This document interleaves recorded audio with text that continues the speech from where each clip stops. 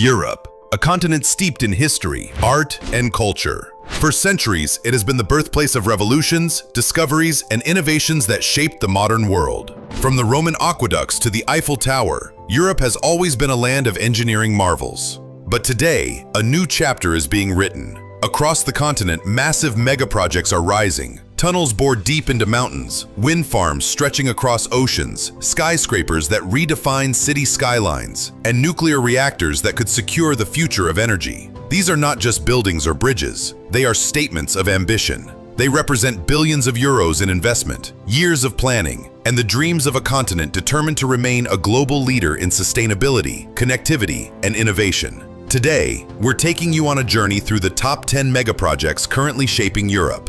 From Norway's ship tunnel to Germany's futuristic skyscrapers and France's nuclear giants, these projects are transforming landscapes, economies, and lives. Let's begin.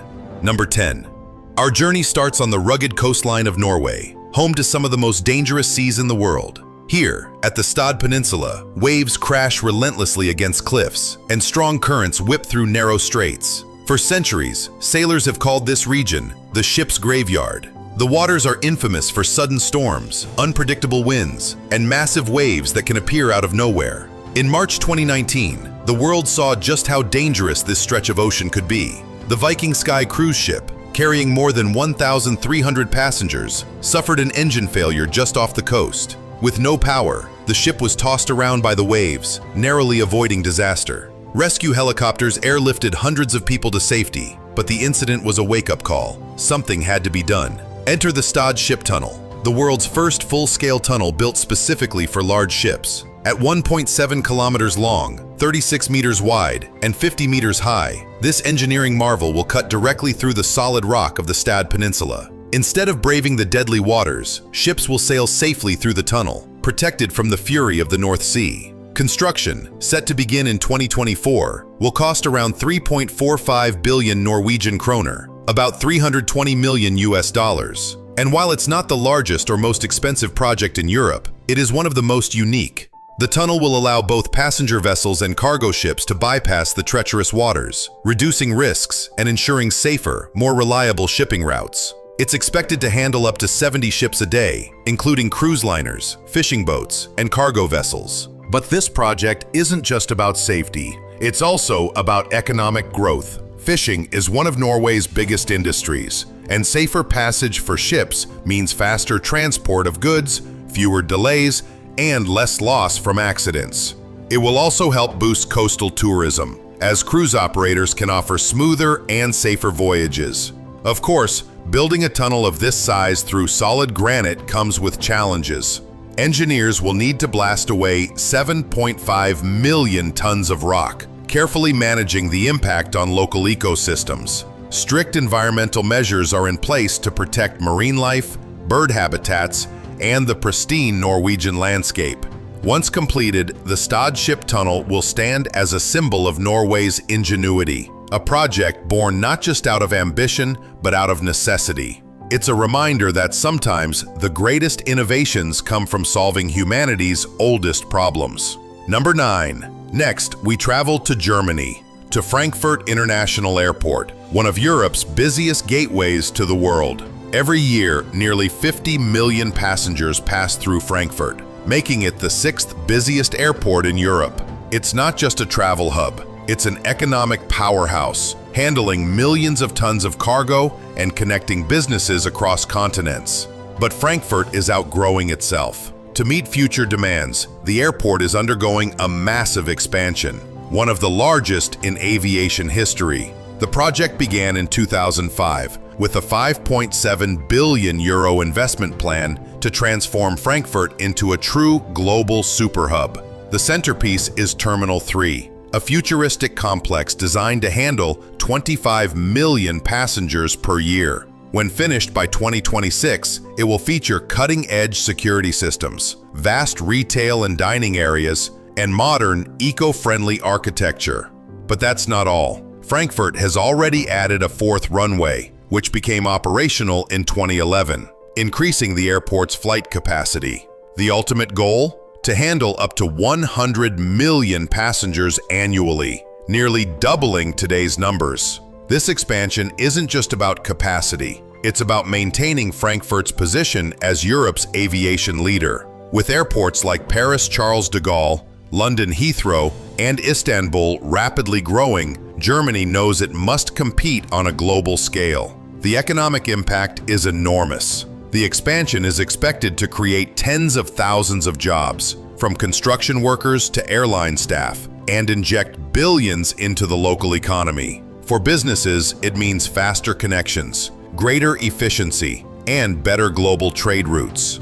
But not everyone is happy. The expansion has sparked protests and controversy. Environmental groups warn that increasing air traffic will worsen climate change, while local residents have raised concerns about noise pollution. Germany, a country proud of its green initiatives, faces a difficult balance between economic growth and environmental responsibility. Number 8. From Germany, we move east to Poland, a country that has rapidly transformed over the past 3 decades into one of Europe's fastest-growing economies. And at the center of its industrial future lies one of the largest petrochemical complexes on the continent, the PKN Orlen plant. The Orlen Group, headquartered in Plock, Poland, is already a major player in Europe's energy and petrochemical industries. But now, it is undergoing a historic expansion, one of the largest industrial investments in Europe in decades. By 2025, the expansion is expected to be fully operational. It will transform the Plock Orlen complex into a versatile industrial powerhouse, producing a wide range of essential materials that touch nearly every part of our daily lives.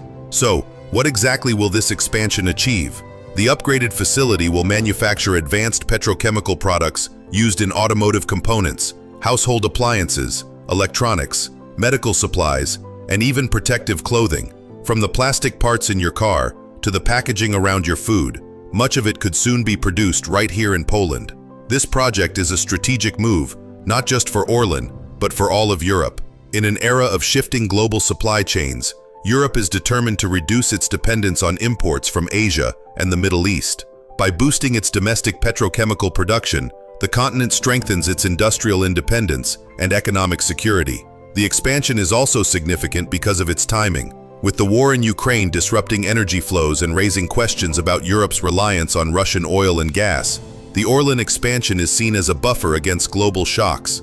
It ensures that critical industries across Europe, from car manufacturers in Germany to medical suppliers in France, have a steady supply of raw materials. But like many mega projects, it comes with its share of controversy. Environmentalists argue that expanding petrochemical production locks Europe into a future dependent on fossil fuels, at a time when the EU is striving for net zero carbon emissions by 2050. Critics ask, should billions be spent on oil-derived chemicals when Europe is supposed to be investing in renewables and green alternatives? Number 7. From petrochemicals in Poland, we now head west, to the waterways of France.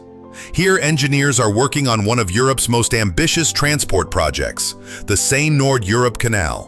At first glance, a canal may not sound as exciting as a futuristic skyscraper or a nuclear reactor, but this project could transform how goods move across Western Europe.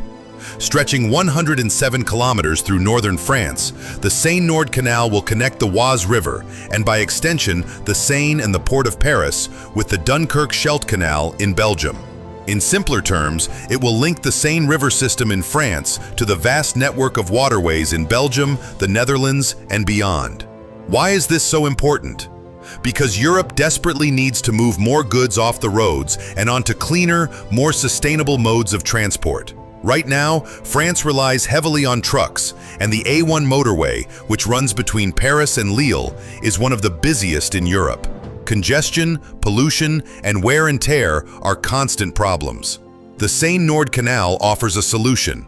By building a wider, deeper, and more modern waterway, France can accommodate larger barges carrying up to 4,400 tons of cargo, the equivalent of 220 trucks. That means fewer lorries clogging highways, fewer greenhouse gas emissions, and more efficient freight movement. The canal will also replace older, outdated waterways that are too narrow for today's cargo ships. In effect, it's like upgrading Europe's road system, but for boats. The project comes with a hefty price tag, around 4.7 billion euros.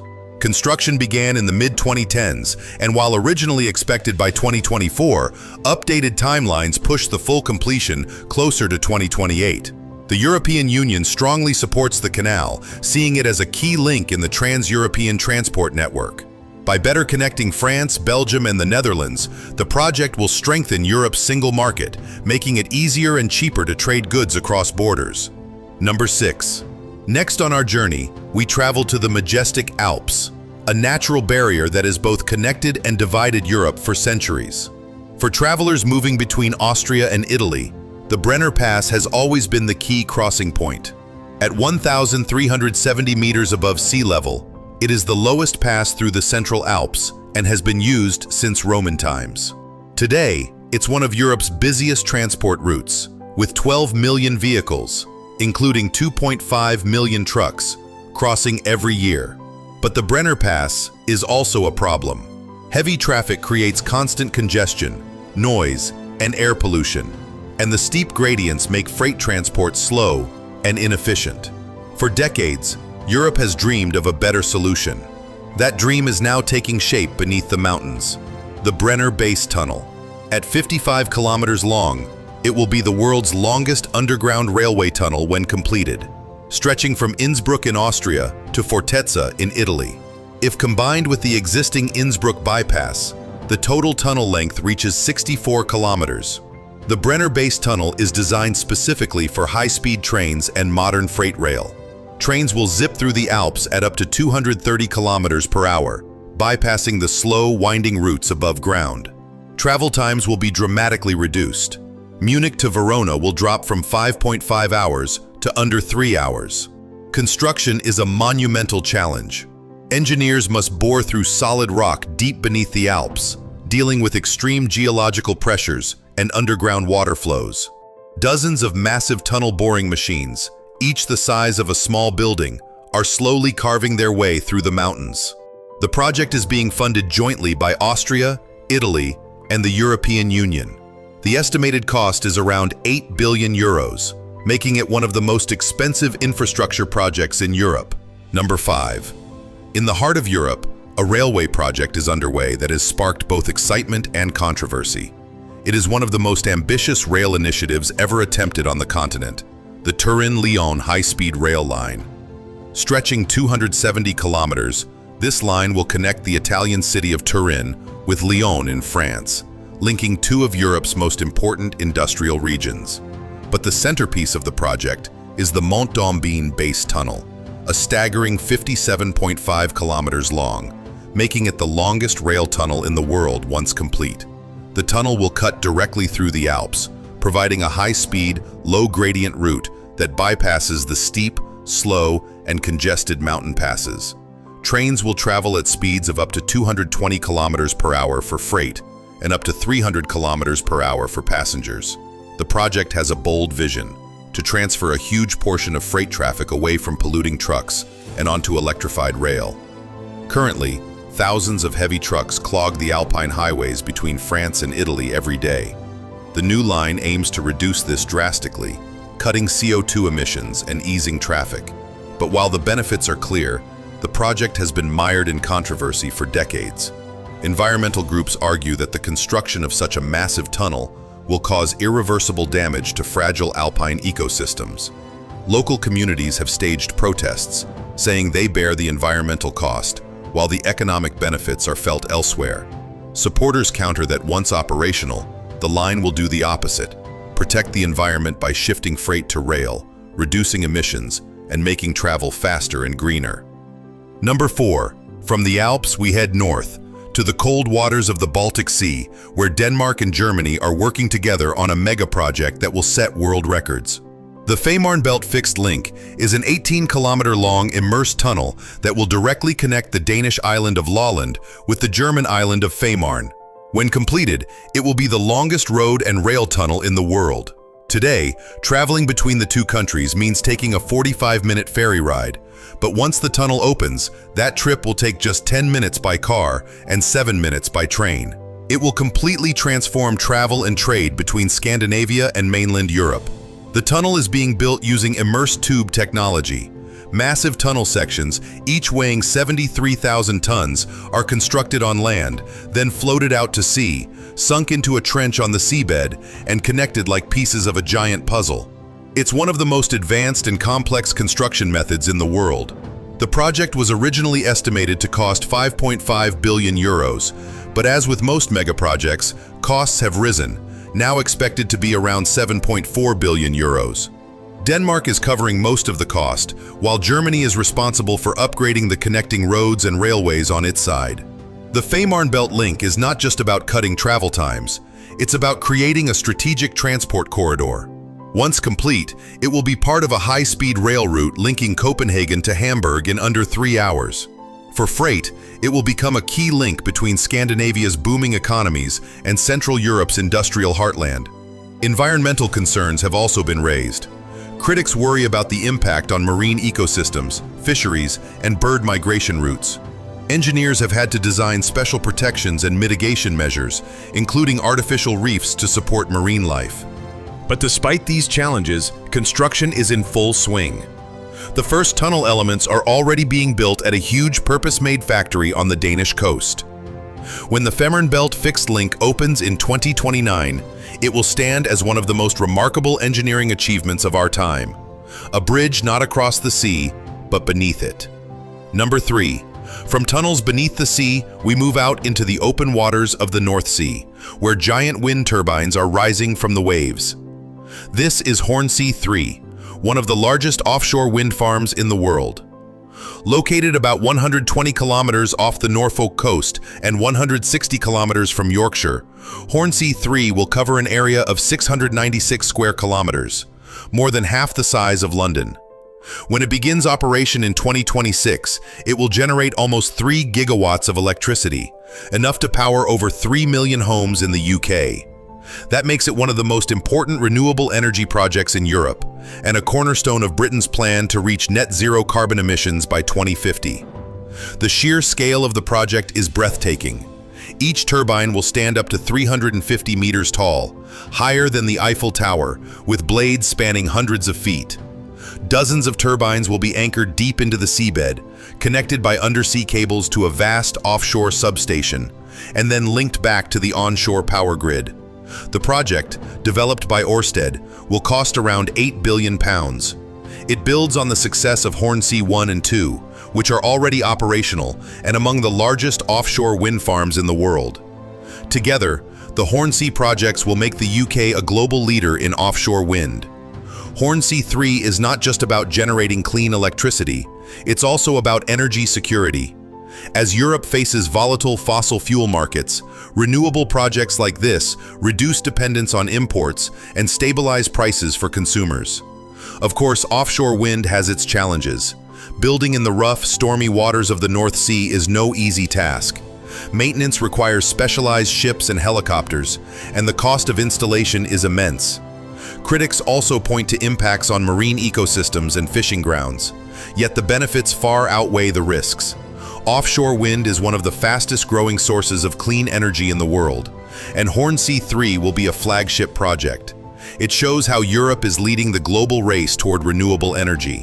When the turbines of Hornsea 3 begin spinning, they won't just generate power. They will symbolize a greener future, a commitment to fight climate change, and Europe's determination to harness the power of the wind to light up millions of homes. Number 2. In Normandy, France, on a windswept peninsula overlooking the English Channel, stands one of Europe's most controversial megaprojects, the Flamanville 3 nuclear reactor. Planned as part of France's push for cleaner and more secure energy, Flamanville 3 is an EPR reactor. That stands for European Pressurized Reactor. It is designed to be safer, more efficient, and more powerful than any nuclear reactor before it. With a planned capacity of 1,650 megawatts, it will produce enough electricity to power 1.5 million homes. But the story of Flamanville 3 has been less about what it will achieve and more about the extraordinary difficulties faced along the way. Construction began in 2007, with an original budget of 3.3 billion euros and a completion date of 2012. But from the very beginning, the project was plagued by delays, cost overruns, and technical challenges. By 2012, costs had already doubled. Welding problems in the reactor's steel lining, anomalies in the reactor vessel, and new safety regulations after the Fukushima disaster added years of extra work. Each time a problem was solved, a new one emerged. Today, after nearly 2 decades of construction, the price tag has ballooned to 13.2 billion euros, almost 4 times the original estimate. Supporters argue that despite the difficulties, Flamanville 3 remains a vital project. Nuclear power provides around 70% of France's electricity, making the country one of the least carbon-dependent in the developed world. Flamanville 3, if successful, will help maintain that edge as older reactors are retired. Critics, however, see it as a warning sign. The delays and soaring costs have cast doubt on the future of EPR technology, with some calling it a failed experiment. Similar projects in Finland and the UK have faced the same problems. As of now, testing and safety checks are ongoing, and the latest schedule suggests the reactor could finally enter service in 2024 or 2025. If it does, it will stand as one of the most complex and expensive nuclear projects ever completed in Europe. Flamanville 3's story is a reminder of the double-edged nature of megaprojects. Their ambition pushes the boundaries of human achievement, but the risks, costs, and delays can be staggering. Number 1. Our countdown ends not with a tunnel or a power station, but with a skyscraper that will redefine Berlin's skyline. The Edge East Side Tower.